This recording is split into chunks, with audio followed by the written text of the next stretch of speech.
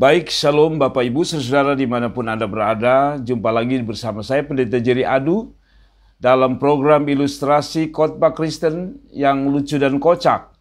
Saudara, tema kita hari ini dalam renungan ini adalah dengan tema coba untuk melupakan.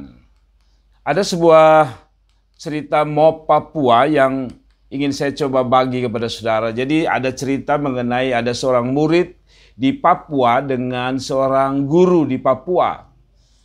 Dimulai dengan percakapan ini, Pak Guru itu mengatakan begini, saudara, dengan tema coba untuk melupakan.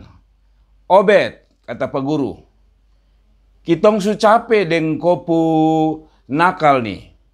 Memang kau pintar, tapi kau nakal bikin tong capek urus kau di sekolah ini. Jadi kitong mau kasih keluar kau dari sekolah. Lalu Obed bilang begini, yo sudah Pak Guru, tapi sebelum kamu kasih keluar saya, kamu kasih balik sapu uang sekolah yang saya bayar dari kelas 1 sampai kelas 6. Jadi Obed minta kembalikan uang juga, saudara. Lalu Pak Guru bilang begini, yo sudah nanti tong kasih kembali kopu uang, tapi kau juga mesti kasih kembali nilai yang tong kasih untuk kau dari kelas 1 sampai kelas 6. Obed tidak mau kalah. Obed mengatakan, yo nanti saya kasih kembali raport itu untuk kamu sudah. Lalu Pak Guru bilang dengan sangat marah, dengan ganasnya. Pak Guru bilang gini, bah Obed, kau dari tadi tinggal jawab saya terus. Kalau begitu Obed, kau kasih kembali ilmu yang tong su kasih untuk kau. Yang kami sudah ajar kasih kamu. Lalu Obed dengan begitu polos dia berkata, langsung Obed bilang begini, aduh Pak Guru, kalau itu memang saya tidak bisa kasih kembali, tapi saya akan coba melupakannya.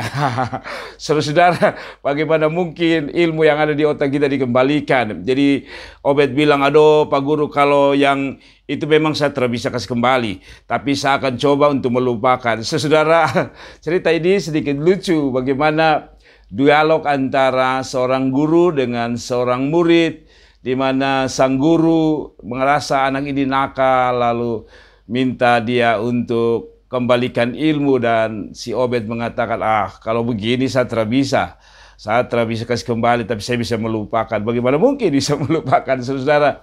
Nah, dari cerita ini, saudaraku yang diberkati Tuhan, saya menarik sebuah kesimpulan dari sebuah ayat yang mirip-mirip.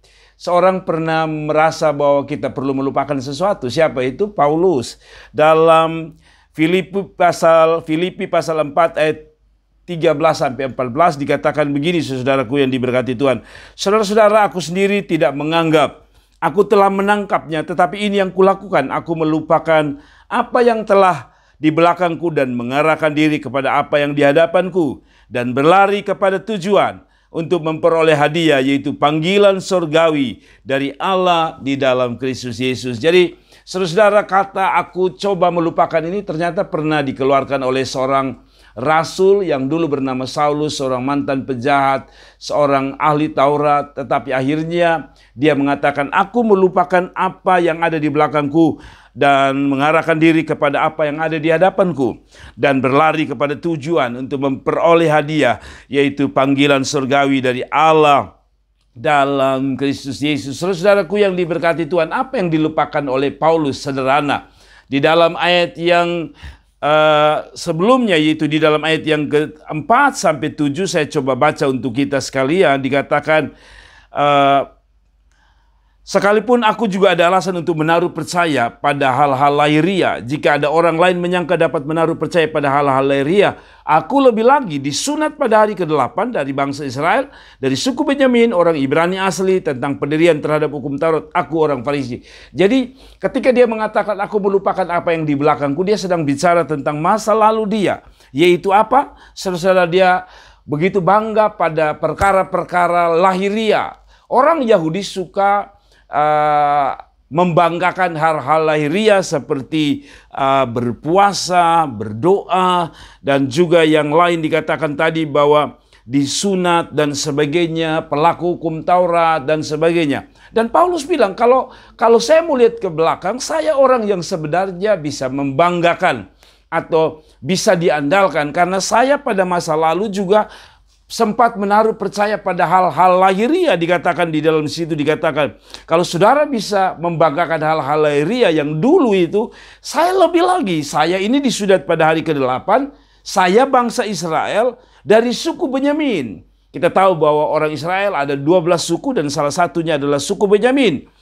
Orang Ibrani asli. Tentang pendirian terhadap hukum Taurat, aku orang Farisi. Bayangkan, dia memahami benar tentang Taurat, tetapi akhirnya dia mengatakan, aku melupakan apa yang di belakangku dan berlari pada tujuan, yaitu panggilan surgawi, saudara. Dan yang lebih menarik, ayat 6 dikatakan, tentang kegiatanku, aku penganiaya jemaat. Tentang kebenaran dalam menaati hukum Taurat, aku tidak bercacat. Jadi saudara, kita bukan hanya melihat masa lalu daripada Paulus yang seorang penjahat, pembunuh. Tetapi dari sisi yang baik, kalau boleh saya bilang, dia adalah orang-orang yang dapat dibanggakan. Dia katakan dia ini orang Israel asli, orang Ibrani, disunat sesuai aturan-aturan Yahudi. Tapi ketika dia mengenal Kristus, dia sadar bahwa apa yang ada di belakang dia, kepintaran, dia adalah orang yang akan dipromosi oleh Gamaliel yang pada waktu itu menjadi rektor daripada sekolah Yahudi, yang akan mempromosikan Paulus untuk menjadi seorang yang luar biasa. Dan saudara tahu bahwa ketika itu dia lakukan, dia merasa ketika dia berjumpa dengan Kristus, dia merasa segala sesuatu tak berguna. Kenapa? Karena semua itu tidak pernah menghantar dia untuk menjadi orang yang lebih baik. Yang kedua, dia sadar bahwa hukum Taurat tidak dapat dia lakukan secara sempurna. Dan yang ketiga, mengapa dia mengatakan aku melupakan hal-hal tadi? Karena dia sadar bahwa semua yang dia lakukan hanyalah sebuah tradisi, sebuah kebiasaan. Tapi ketika dia berjumpa dengan Yesus, dia mengalami perubahan hidup. Dia mengalami perjumpaan dengan Tuhan. Dan akhirnya Tuhan mengubahkan dan menyelamatkan dia. Bahkan memakai dia menjadi salah satu rasul yang luar biasa. Saudara-saudaraku, Paulus bilang, kita bagaikan Obed tadi dan Pak Guru. Obed berpikir bahwa karena dia nakal, dia bisa mengembalikan ilmu yang telah dibagi oleh Pak Guru tadi. Demikian, Paulus sadar, aku melupakan apa yang ada di belakangku. Apa yang dia lupakan? Kebanggaan, kesombongan, dosa, kejahatan yang dia buat. Hanya satu tujuan dia, kembali pada Tuhan, berlari pada Tuhan, yaitu panggilan surgawi. Saudara-saudaraku yang diberkati Tuhan, tanda kekristenan yang dewasa, dengar baik-baik. Tanda kekristenan yang dewasa adalah dia tidak lagi suka dengan masa lalu atau ingat dengan masa-masa lalu, apalagi berhubungan dengan dosa, apalagi berhubungan dengan kejahatan, apalagi berhubungan dengan sesuatu yang najis, yang memalukan Tuhan. Maka sebenarnya prinsip kita orang percaya adalah melupakan apa yang di belakang kita. Apa yang kita bisa lupa di belakang?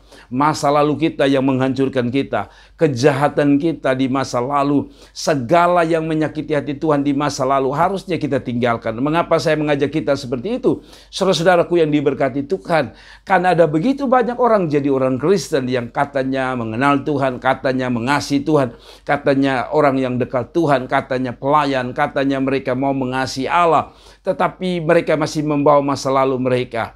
Kebanggaan mereka bukan lagi kebanggaan mengenal Tuhan. Kebanggaan mereka bukan lagi kebanggaan untuk mengasihi Tuhan. Kebanggaan mereka bukan lagi kebanggaan pada kebenaran. Tetapi kebanggaan mereka pada masa lalu. Berapa banyak kita yang berkata, oh dulu saya penjahat. Betapa bangganya kita menceritakan, oh dulu saya menyakiti orang lain. Oh dulu saya adalah orang yang punya wanita banyak di belakang kita. Banyak kesombongan kita yang sebenarnya oleh Paulus dikatakan aku telah melupakannya. Bahkan di sisi yang lain atau di firman Tuhan yang lain, Paulus berkata, aku telah melupakannya dan aku menganggapnya sebagai sampah. Saudara-saudara, hari-hari ini ketika kita mengenal Tuhan, harusnya Tuhan lebih berharga daripada masa lalu kita. Tapi ada banyak orang kepingin kembali pada masa lalu. Mereka ingin kembali menjadi orang-orang yang terkenal sebagai pembuat kejahatan dan sebagainya. Hari-hari ini kita lihat kejatuhan-kejatuhan hamba Tuhan yang dulu mereka adalah seorang penjahat, dulu seorang pezina, dulu seorang perampok. Namun hari-hari ini oleh karena panggilan setan yang membuat mereka yang telah melupakan akhirnya kembali lagi melakukan hal-hal yang jahat di mata Tuhan. Dan kiranya kebenaran hari ini atau ilustrasi hari ini mengenai aku coba melupakan apa yang ada di belakangku. Oleh Paulus dikatakan, aku melupakan apa yang ada di belakangku dan mengarahkan diri pada apa yang ada di hadapanku, yaitu panggilan surgawi. Saudara-saudara, harusnya setan sudah ada di belakang kita. Harusnya dosa sudah di belakang kita dan bukan ada di depan kita. Harusnya hal-hal yang menyukakan daging, hal-hal yang melukai Tuhan sudah harus ada di belakang kita. Dan apa yang harusnya ada di depan kita? Panggilan surgawi. Apa itu panggilan surgawi? Sederhana. Kristus yang telah mati di atas Golgota, itulah panggilan kita. Panggilan kita adalah bukan mengenal dunia dan kesenangan dunia, bukan lagi menikmati kesenangan dunia. Panggilan kita adalah mengenal Tuhan, dekat sama Tuhan, melayani Tuhan, ikut mengiring Tuhan. Dan yang lain, apa yang saya sebut sebagai kita melupakan apa yang di belakang adalah kalau saudara-saudara pernah punya masa lalu, disakiti orang, dilukai orang, saya pikir itu pun Anda harus melupakan. Kenapa? Karena saya percaya masa lalu hanya merupakan pelajaran bagi kita. Masa lalu hanyalah sesuatu yang menjadi pelajaran berharga bagi kita.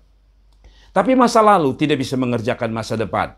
Apalagi masa lalu itu berhubungan dengan sesuatu yang menyakitkan, melukai kita. Kadang-kadang itu akan menghambat kita untuk bertumbuh dalam pengenalan akan Tuhan. Tapi biar kebenaran hari ini mengingatkan kepada kita bahwa yang terpenting bukan apa yang di belakang kita. Semua sudah berlalu. Dan yakinlah masa lalu adalah sesuatu yang menjadi pelajaran. Artinya bahwa masa lalu tidak boleh lagi mempengaruhi hidup kita. Ada banyak orang tidak bisa bertumbuh. Ada banyak orang tidak bisa berkembang. Ada banyak orang tidak bisa move on. Ada banyak orang yang tidak bisa melakukan perkara-perkara luar biasa karena mereka masih melihat pada masa lalu. Tetapi biarlah hari ini kita punya komitmen baru bahwa aku melupakan apa yang ada di belakang kita. Dosa, segala yang kejahatan, perzinahan, pencurian, perampokan, hal-hal yang menyakiti Tuhan kita lepas di belakang dan kita menganggapnya sebagai sampah. Kiranya Tuhan memberkati kita sekalian, saudara. Biar cerita kocak dan lucu tadi bukan sekedar kita menjadikannya sebagai bahan lelucon atau bahan lucu, bahan lawakan. Bukan. Saya tidak sedang melawak di sini, tapi saya mau menyampaikan bahwa kadang-kadang kita seperti itu. Kita harus siap bayar harga, melupakan apa yang di belakang kita. Saudaraku yang diberkati Tuhan, sebelum kita berpisah untuk berjumpa lagi di program selanjutnya, saya ingatkan Bapak Ibu Saudara-saudara sekalian untuk selalu mendukung channel ini. Dan saya ingatkan kepada kita sekalian, kalau saudara diberkati dengan renungan ini, maka kami mohon Anda mendukungnya dengan cara share dan berbagi. Kalau saudara punya waktu, saudara komentar. Dan jangan lupa, yang paling penting adalah klik like, subscribe, dan bunyikan loncengnya agar saudara-saudara mendapatkan video-video terbaru dari kami. Saya Pendeta Jerry Adu dari Kota Kupang ingin menyampaikan berkat yang luar biasa untuk Anda. Saya percaya Tuhan punya rencana luar biasa untuk Anda dan saya percaya perkara-perkara besar sedang Tuhan akan kerjakan di dalam hidup saudara. Kiranya Tuhan memberkati. Shalom. God bless you.